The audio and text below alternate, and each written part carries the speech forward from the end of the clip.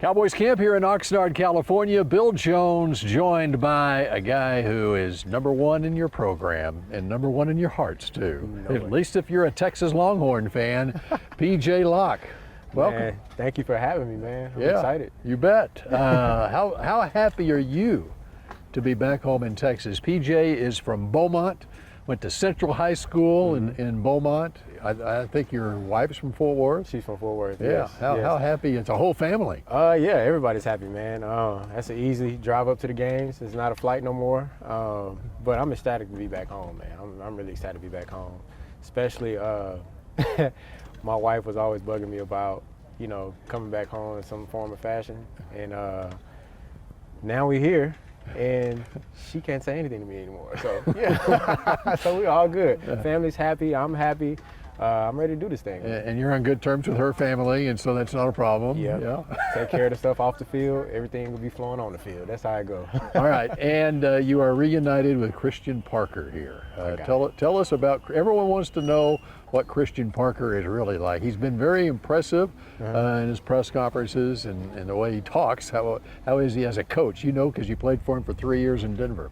Honestly, forget my wife. He might be the only reason why I came here, to be honest with you. I know what he's about. I know the coach he want to establish. I know how smart he is, how attention to detail he is, and me playing as a safety and him as my DB coach in Denver, I know what it feels like to go in a game and there's some type of gray area and you're not really sure, if this happens, you have to do this. If that happens, you got to do this, that type of stuff.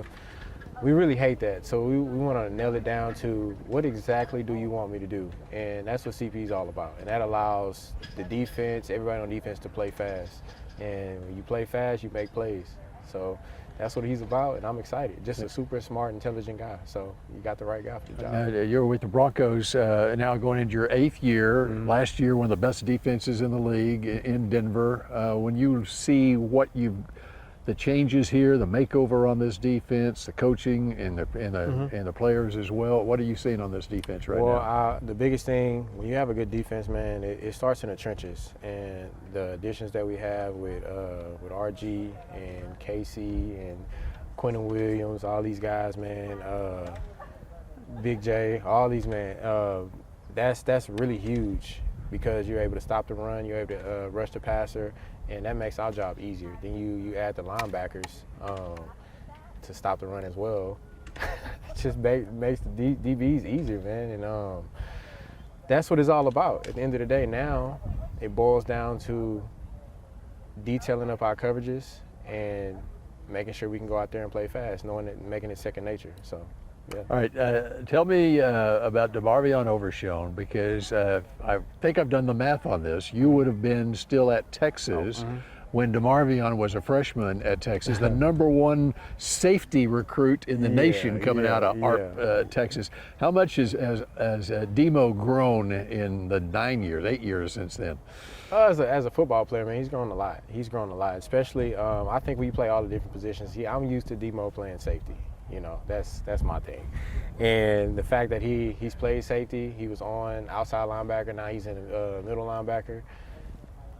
That's where you're able to understand the game of football, because now you know what everybody's supposed to be. When you make a defensive call, you know what everybody's supposed to be. You know your help is. You're allowed to play faster. Again, I keep going back to being detailed and playing faster, because that's what makes a great defense. And man, he's shown it. He's continuing to grow. He's our green dot guy. He give us a play call, and he's lining up the D-line. So it's an awesome thing to see how much Demo has grown from college. Okay, now let's find out about PJ Locke. Let's start with this.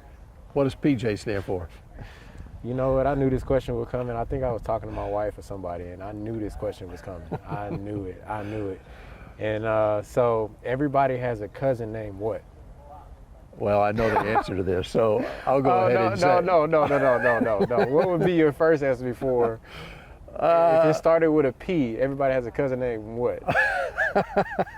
I don't know that I can say that on television. This might be a cookout question. Are you invited to the cookout? You're right. That's good. No, okay. So the P stands for Pookie. For Pookie. For Pookie. Pookie. Was that right? Kind of like Mookie Blaylock. Yeah. Yeah. Yeah. Pookie. It stands for Pookie. Yeah, that's right. So what's the J? You know the J? I think it's James. No. It's not James. No, it's Junior. It's Junior.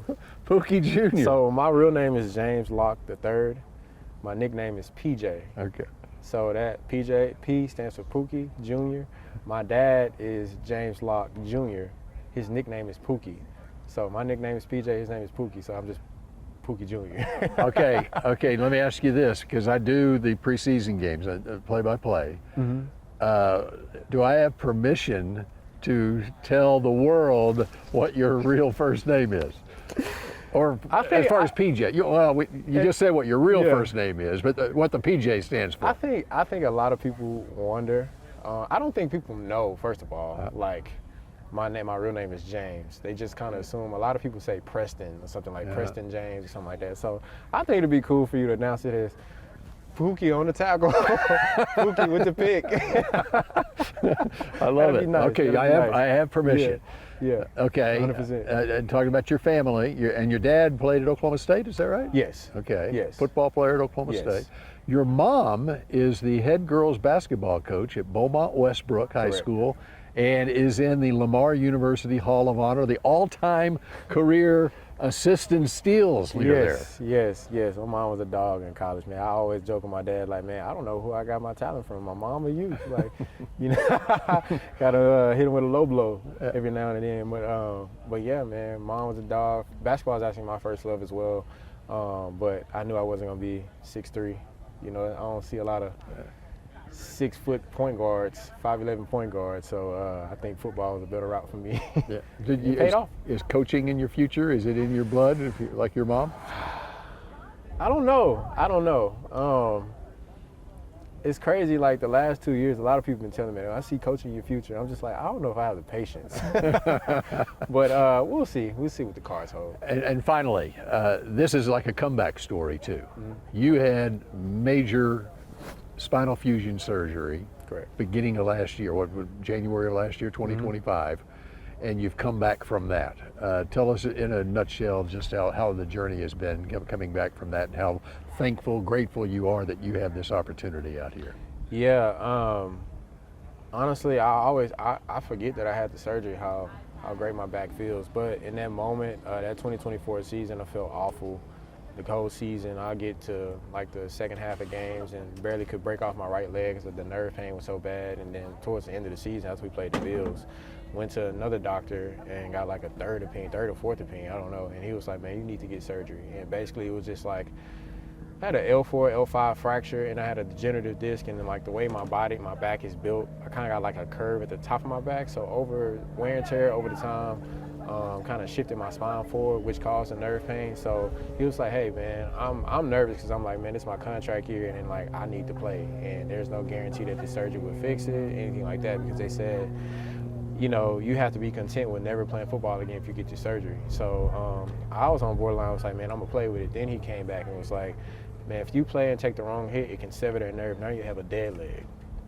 So now he's like, man, you gotta think about your family. So at that point in time, and I was bawling, crying, and I prayed about it, and I was like, look, man, I had a good run, played 7 years, and you know, whatever happens, happens. And yeah, so I ended up getting the surgery, and I mean, the recovery process was terrible for like the first 2 months, and then my body just went in some type of Captain America mode where it just started healing up, and they were all shocked. Nobody really thought I was gonna come back. There's no research behind it. When they told me how to get the surgery, I would research and try to figure out, like, I'll go on TikTok, the internet, whatever, and try to figure out, like, hey, who has a L4, L5 surgery and still playing? Nobody. So I was basically a test dummy at that point. So I actually did like a video of my recovery process for people who deal with the same stuff, so they wouldn't have to go through the same thing I did as far as like wondering if it works or not. So yeah, living testimony. I thank God every day for the opportunity, and now I'm a Dallas Cowboy and super excited, man. And what kind of expectations for this year, for this team? I mean, expectation is always Super Bowl at the end of the day. It's always Super Bowl. Now the steps in getting there comes right here in training camp, comes in the film room, the extra work, in the weight room, in the film room, after practice on the field, all those different things, man. So we got to take them one day at a time, one practice at a time. All right, PJ Locke, Yes, the sir. Texas Longhorn, now a Dallas Cowboy. We appreciate it, PJ. Thank you for having me.